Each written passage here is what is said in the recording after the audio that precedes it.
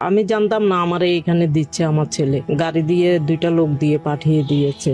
ছেলে বিদেশ থেকে লেখাপড়া করে আসছে, তারপর জাহাঙ্গীরনগরে মাস্টার্স শেষ করছে, জিওলজি থেকে ফার্স্ট ক্লাস ফার্স্ট। আমার বউ অ্যাডভোকেট, বুকে তুলে নিয়ে আসছে। মা চাও না বউ চাও, কোনটা চাও? হ্যাঁ, এই কথাটা বলছে।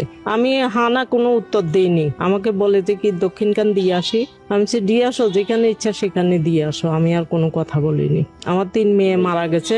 হাজবেন্ড মারা গেছে 2013-তে। আমার স্বামী মারা যাওয়ার পরে আমার ছেলেও আমাদেরকে বেশ 12 বছর পর্যন্ত টেক কেয়ার করছে। বউকে এই 2 বছর তুলে নিয়ে আসছে, আর আমার এখানে স্থান।